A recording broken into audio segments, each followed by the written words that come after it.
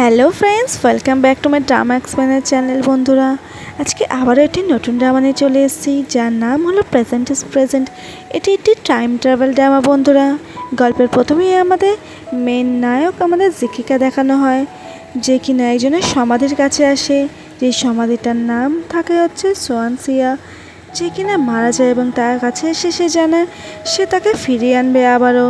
এবং তারপরে আমাদের বর্তমানে ফিরে আসে, যেখানে কিনা আমাদের নায়ককে দেখানো হয় যে কিনা বরং বাড়ি গিয়ে বরং পার্টি করতে থাকে এবং সে একটু প্লে বয় টাইপের থাকে। সে যেই মেয়েকে কিনে থাকে সেই মেয়ের দিকেই সে হা করে তাকিয়ে থাকে, কিন্তু সে এতটাই প্লে বয় থাকে সে তো কোনো দিকে নজর দেয় না। এবং যে কিনা একজন MU নামে একটি কোম্পানির চেয়ারম্যানও থাকে এবং তার পার্সোনাল অ্যাসিস্ট্যান্ট সোয়ানসিয়া থাকে, যে কিনা সব সময় কাজ করে তার হয়ে। সে যখনই ডাকে সে তখনই চলে যায়। এদিকে তাকে কল করে জিকি এবং কল করে তাকে জানায় সে তো এক্ষুনি চলে আসে এবং তাকে বারের রেস্টুরেন্টটার নামে পাঠিয়ে দেয়। এবং হঠাৎ সে দেখে যে টাইমটা সে তো বড় 2:30 বাজে এবং এটা দেখে তো অবাক হয়েছে যে এত রাতেও তাকে যেতে হচ্ছে, কিন্তু তাকে যেতে তো হবেই যেহেতু সে তার পার্সোনাল অ্যাসিস্ট্যান্ট। এদিকে জিকি তো বরং বারের মধ্যে সে বরং খেলতে থাকে। এদিকে তার সাথে যে খেলতে থাকে সে বলে, আমি যদি জিতে যাই এই খেলায় তাহলে তোমার অ্যাসিস্ট্যান্ট নাকি খুব সুন্দর, তাহলে আমি চাই সে আমার হবে। কিন্তু এই কথা শোনা মাত্র জিকে তো বরং রেগে যায়, কারণ সে চায় না সব কিছু নিয়ে বেট করতে, কিন্তু তার পার্সোনাল অ্যাসিস্ট্যান্টকে নিয়ে কোনো রকমই নয়। এদিকে ইয়নসিয়া তো চলে আসে বরং বারের মধ্যে, আর তার হাতে বিল ধরিয়ে দিলে সে জানায় যে আগের বারে যে রেড ওয়াইনটার দাম বেশি নিয়েছিল সেটা লিমিটেড এডিশন থাকার জন্য, কিন্তু এখন তো সেটার দাম কম নিচ্ছে। সে কী করে বা এরকম করতে পারলো? এবং হঠাৎই সে চমকে যায় লোকটি এবং বলে, হ্যাঁ আমি আবারও ঠিক করে পারছি।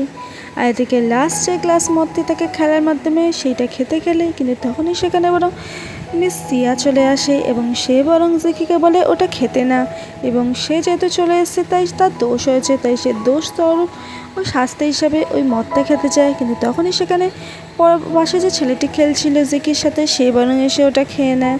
আর এদিকে সেতে বরং কেমন টলতে থাকে, সে নিজে যায় না কী করলো। আর তখনই যখন সিয়ার গায়ে হাত দিতে যাবে, কিন্তু জিকি এসে তখন তার হাতটা সরিয়ে দেয় বরং, কারণ সে চায় না সে ফ্লার্ট করুক, কিন্তু অন্য কেউ বরং সিয়ার সাথে কোনোভাবেই ফ্লার্ট করবে না। আর এদিকে সেই ছেলেটাকে নিয়ে সে বরং ওয়াশরুমের ভেতর চলে যায়। আর এদিকে ভয় পেয়ে যায় সিয়া, সে বুঝতে পারে না যে মিস্টার জিকির ভিতরে ঢুকে কী বা করছে, যদি তার কিছু করে দেয়।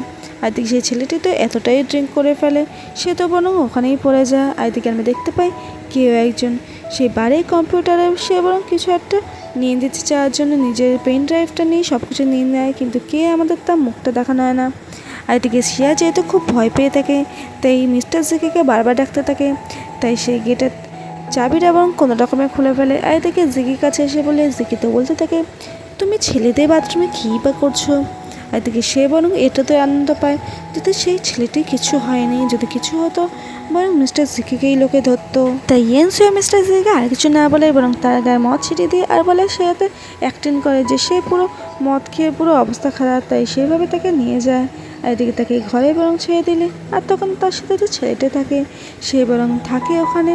কিন্তু তখনই হঠাৎ ইয়নসিয়া বলে যে না তুমি বরং চলে যাও, তুমি বরং মিস্টার জিকিকে সকালবেলা তুলে দিতে পারবে না, কারণ এমনিতেই কালকে মিটিং আছে, বোর্ড মিটিং, আমি বরং তার সাথে চলে যাব, এবং তুমি চলে যাও আমি দেখে নেবো। কিন্তু সেই ছেলেটি এনে একটু অবাক হয়ে যায়। এদিকে আমরা দেখতে পাই সেই ছেলেটি বাইরে বেরিয়ে এসে কাউকে একটা কল দেয় এবং কল দিয়ে তাকে জানায় যে আমি তো চেয়েছিলাম সব কিছু প্ল্যান মাফিক করতে, কিন্তু সেই প্ল্যানটা কাজ করেনি। অর্থাৎ সে অপর পরিবর্তে যে ফোনে লোকটি ছিল সে বরং জানায় যে এবারেও প্ল্যানটা কাজ হলো না, কে এরকম করে। তখন সে জানায় তার অ্যাসিস্ট্যান্ট ইয়নসিয়া, যে কিনে এসে সব কিছু ভেস্তে দিল, যার জন্য বরং সে জিকিকে আর পুলিশ স্টেশনে নিয়ে যেতে পারলো না। আর এদিকে আমরা দেখতে পাই এটা এই যে লোকটি তাকে এরকম করছে সেই লোকটির নাম হলো বরং মিস্টার জিও, কিন্তু কেনই বা সে বরং জিকির সাথে এরকম করতে চায় সেটা আমরা পরে জানতে পারবো বন্ধুরা। অপরদিকে সিনশিপটা মিস্টার জিকির দিকে, যে কিনা সেই সিসি ক্যামেরা থেকে নেওয়া বারের সেখান থেকে সব ফুটেজগুলো পাঠায় কেউ তাকে, এবং সে দেখতে থাকে সেটা, এবং সেখানে দেখে কেউ একজন তার মদের মধ্যে কেউ সেটা মিশিয়ে দিয়েছিল। আর এদিকে সেই কথা সে মনে করতে থাকে, যেটা কিনা সে বরং ইয়নসে এসে খেয়ে নিতে গেছিলো। এদিকে তাকে আলাদা করে আরও একটি ফুটেজ পাঠায় যেখানে কিনা ইয়নসিয়া তার দরজাটা খুলতে যায়, কারণ সে যদি সেই ছেলেটির সাথে বেট করে যায় সেই ছেলেটিকে যদি কিছু করে দেয় মিস্টার জিকি। আর এদিকে ইয়নসিয়াকে দেখে তো সে খুবই আনন্দ পায়। যখনই ইয়নসিয়া ফুটেজে দেখতে পায় তখনই তার মুখে যেন আলাদাই একটা হাসি থাকে, কিন্তু কেনই বা এত হাসি, সে কি তার অ্যাসিস্ট্যান্টকে পছন্দ করে? অপরদিকে আমরা দেখতে পাই যে ইয়নসিয়াতে বরং সে যেহেতু টায়ার্ড থাকে এবং মাঝরাতে তার বারে চলে এসেছিলো তার বরং চেয়ারম্যান মিস্টার জিকির কাছে, তার জন্য সে বরং ওখানেই শুয়ে পড়ে। থেকে মিস্টার জিকি তো নিচে নামে, তাকে ইয়নসিয়াতে বরং সোফার মধ্যেই শুয়ে পড়েছে। থেকে তার দিকে তাকিয়ে সে তো কন্টিনিউ হেসেই যাচ্ছিল, কিন্তু হঠাৎই দেখা যায় ইয়নসিয়া উঠে যাচ্ছে, তাই তাড়াতাড়ি করে জিকি বরং চলে যায়। থেকে ইয়নসিয়া যেতে ঘুমটা ভেঙে যায়, তাই কী করবে, তাই সে বাইরে বেরিয়ে সে বরং একটু ঘোরাঘুরি করতে থাকে, কারণ সে তার কিছুই ভালো লাগছিল না, কারণ এই সেক্রেটারির কাছে থাকতে হলে তাকে সারাক্ষণ মিস্টার জিকির পাশাপাশি থাকতে হবে। থেকে মিস্টার জিকি তো বরং ওপর থেকে দেখছিল ইয়নসিয়াকে, আর দেখে যেন আলাদাই একটা আনন্দ পাচ্ছিল এবং তার মুখে যেন একটা আলাদাই হাসি থাকে। তখন সে কারোর একটা আইডি কার্ড দেখতে থাকে, যেটা কিনা কারোরই না বরং ইয়নসিয়ার থাকে, সেটা অনেক ছোটোবেলার থাকে এবং ইয়নসিয়া কেই বয়সে কি তার ছোটোবেলায় কেউ, সেটা আমরা পরেই জানতে পারবো বন্ধুরা। কিন্তু সে এটুকুই যে সে তার সেক্রেটারিকে খুবই পছন্দ করে, যার জন্য সে যখন ইয়নসিয়ার দিকে তাকায় আলাদাই একটা তার মুখে হাসি থাকে। এদিকে সকাল হয়ে যাওয়ায় ইয়নসিয়া তো তার বরং মিস্টার জিকিকে ডাকতে থাকে, কিন্তু মিস্টার জিকি তো বলে যে না, সে আরেকটুখানি শোবে, কিন্তু ইয়নসিয়া জানিয়ে দেয় যে না, তার তো বরং মিটিং আছে, তাই তাকে যেতে হবে বরং। এদিকে সে কিছুতেই ওঠে না, তাই ইয়নসিয়া বারবার নক করে, কিন্তু সে নক করা বন্ধ করে না। আর এদিকে যখন দেখা যায় ভেতর থেকে কোনো আওয়াজ আসছে না, ইয়নসিয়া তো খুব ভয় পেয়ে যায় যে এতটা শান্ত কী করে হয়ে গেল। আর তখনই হঠাৎ মিস্টার জিকি গেটটা খুলে ইয়নসিয়া তার বুকের ওপর পড়ে যায়।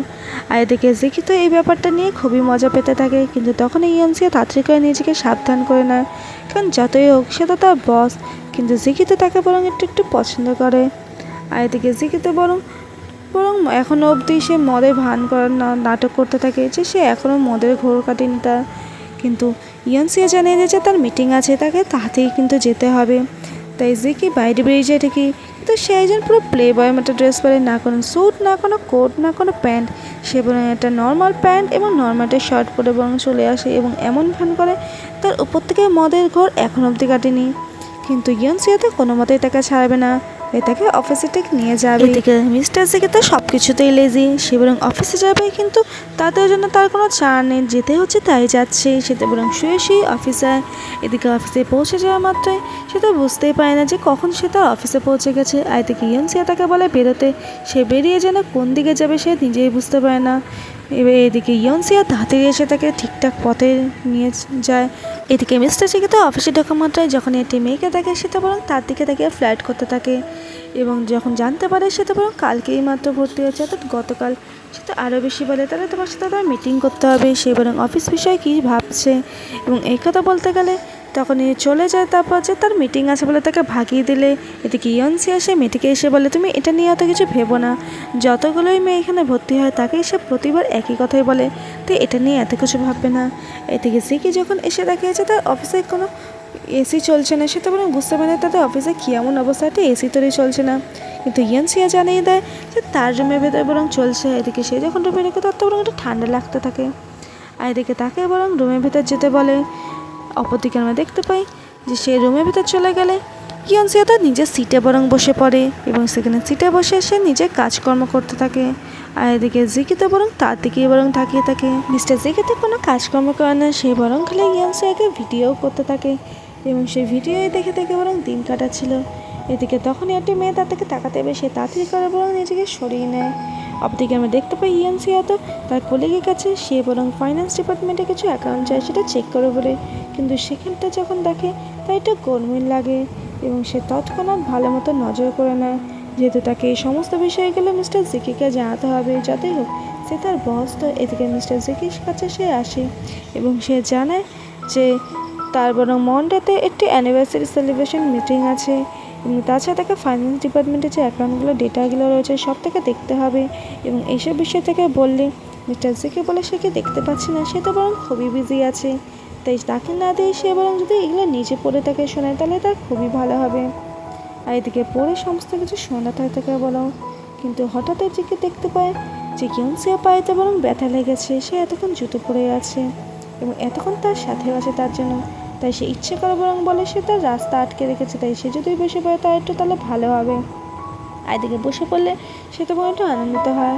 এদিকে সেই ছেলেটা যখন সে ভেতরে থাকে সেটার জন্য একটু হলেও ইয়নসিয়াকে দেখে রেগে যাচ্ছিল, আর তৎক্ষণাৎ সে রেগে ওখান থেকে বেরিয়ে যায়। এদিকে জিকিও এটা বরং নজর আন্দাজ করেছিল। এদিকে সেই ছেলেটি চলে যায় মাত্র মিস্টার জিকিতে বরং তার কোনো ডকুমেন্ট শোনার বিষয় বা ফাইন্যান্স ডিপার্টমেন্টের অ্যাকাউন্ট এইসব শোনার বিষয়ে তার কোনোই নজর থাকে না। সেতে বরং ইয়নসিয়ার দিকেই তাকিয়ে থাকতে থাকে। আর এদিকে ইয়নসিয়া চলে যাওয়ার আগে জানে সে এতেই ভালো মতো নজর রাখে সব কিছুতে, কারণ সে যে বারটায় গিয়েছিল তাকে কে বা এইসব বিষয়ে বলেছিল। তখন সে জানে যে মিস্টার লি ফ্যামিলি বলেছিল, এবং ইয়নসিয়া জানে সে এত ভালো মতো নজর রাখে, কারণ আগেরবার তাকে এক্সপেন্সিভ বলেছিল সেখানকার মদ, কিন্তু সেবারে বলেনি। তাই যদি এখানকার ডেটার বিষয়ে সে একটু নজর রাখে তাহলে খুব ভালো হবে। আর এদিকে একটু আগে বেরোনোর জন্য তাকে যে 2 ঘন্টা সময় চেয়ে নেয়। আর এদিকে তারপর বেরিয়ে আসে, এবং এদিকে আমরা দেখতে পাই সে বেরিয়ে এলে কলিগ থেকে জানায় সে তাকে কষ্ট দেয় না মিস্টার জিকি, কিন্তু সে জেনে যে না, সে হয়তো তাকে একটু বেশিক্ষণ আটকে রাখতে চায় বা ঠান্ডা এসি করে রাখতে চায়, তো তেমন কোনো ব্যাপার না। আর এদিকে তাই ব্লাইন্ডেড আছে, কিন্তু তাকে তো খুব টায়ার্ড লাগছিল। তার কলিগ জানালে সে তাড়াতাড়ি করে চলে যায়। আর এদিকে মিস্টার জিকিও বেরোলে সে ইয়নসিয়াকে খোঁজে, কিন্তু তার কলিগ ফট করে মুখ থেকে বেরিয়ে যায় সে একটা ব্লাইন্ডেডে গেছে। এই কথা শোনা মাত্রই মিস্টার জিকিতে এবং তাড়াতাড়ি করে ইয়নসিয়ার গাড়িতে ঢুকে পড়ে। এদিকে ইয়নসিয়া জানায় সে তো বরং 2 ঘন্টা তার থেকে সময় চেয়ে নিয়েছে, কিন্তু জিকি জানায় যে সে তাকে বাড়িতে ছেড়ে তারপর বরং যাবে। কিন্তু ইয়নসিয়া বলে তার বাড়ি আর তার বাড়িতে দুজনেরই আলাদা, কিন্তু সে জানে কিচ্ছু হবে না, তাকে ছেড়ে এতে সে যায়। আসলে জিকি চাইছিল না যে সে ব্লাইন্ড ডেটে যাক, কারণ সে কোনো মতেই চায় না কোনো অন্য ছেলের সাথে সে দেখা করুক, কারণ বরং জিকি তো বরং ইয়নসিয়াকে পছন্দ করে। এদিকে মিস্টার জিকি গাড়ি চালাতে থাকলে সে বলে তুমি ব্লাইন্ড ডেটে যাচ্ছ। এদিকে হঠাৎ তখনই ইয়নসিয়া বলে এটা আপনাকে কে বলে, আপনি কি শুনেছেন এসব সব কথা? বলে যে না, আমি এমনি শুনেছি। আর এদিকে সে ভুলভাল গাড়ি চালায় বলে তখন ইয়নসিয়া তাকে জানে সে তো একটু ভালো মতো গাড়ি চালায়, এমনকি সেটা ঠিকঠাক এবার রাস্তায় চালায়, ভুল যাতে রাস্তায় না নিয়ে যায়। এদিকে যেতে যেতে তাদের ব্রেকটা ফেল হয়ে যায়। এদিকে বুঝতে পারে না কী করবে, ইয়নসিয়া তো খুব প্যানিক করতে শুরু করে, কিন্তু জিকি তাকে বলে সে এত একটুখানি সামলে রাখে এবং তাকে এত সব রাস্তা খবর দেয়, এবং সে এত স্ট্রেইট বরং রাস্তা গেলে বলে কোথায় কী হবে না হবে, কারণ এখন সেই তাকে ফলো করবে। আর এদিকে ইয়নসিয়া এতে খুব ভয় পেতে থাকে, কারণ কী এবার হবে, একটা গাড়ি ব্রেক ফেল হয়ে যাওয়া মানে অনেকটাই বরং ক্ষতিকর। আর এদিকে জিকি জানে সেই গাড়ির চার্জ যদি এমনিতেই পড়ে যায় তাহলে তাদের এমনিতেই সব কিছু ঠিক হয়ে যাবে, তাই তারা ঠিক মতো যাচ্ছিল। এদিকে রাস্তা যখন সিগন্যাল পড়ে তারা কোনো ক্রমে ওখান থেকে বেরিয়ে আসে। এদিকে জিকি আর ইয়নসিয়া ভেবেছিল তারা একটুর জন্য হয়তো বেঁচে গেছে, কিন্তু না, যাওয়ার পথে সামনে দেখা যায় আরও ট্যাঙ্ক রয়েছে ওখানে রাখা, এবং ওই ট্যাঙ্ক গেলে তাকে সে তো বরং ভয় পেয়ে যায়। তারা কী করবে বরং বুঝতে পারে না, কিন্তু জিকি কোনো মতে ইয়নসিয়াকে কোনো রকম ক্ষতি হতে দেবে না, তাই সে যেভাবেই হোক ইয়নসিয়াকে ঠিক বাঁচিয়ে নেবে। এদিকে সামনের ট্যাঙ্কের মধ্যে ধাক্কা দিতে গেলে এদিকে জিকি দেখতে পায় যে ইয়নসিয়া গায়ে লাগবে, সে তখনই ঠিক ইয়নসিয়ার ওপর নিজে ঝাঁপিয়ে পড়ে। এবং এখানেই আমাদের এপিসোডটি শেষ বন্ধুরা। পার্ট 2 শুনতে হলে বন্ধুরা তোমরা আমার চ্যানেলটাকে সাবস্ক্রাইব করে দিও, আর সাবস্ক্রাইব করার মাত্রই আমার চ্যানেলের পাশে থাকা বেল আইকনটিকে ক্লিক করে দিও, যাতে এই চ্যানেলের সমস্ত ভিডিওগুলো তোমাদের কাছে সবার আগে পৌঁছে যেতে পারে। টাটা বন্ধুরা, আবার দেখা হচ্ছে দ্বিতীয় এপিসোডের সাথে, ততক্ষণের জন্য আমার চ্যানেলের সাথে দেখো। আবার দেখা হচ্ছে পরবর্তী এপিসোডের সাথে।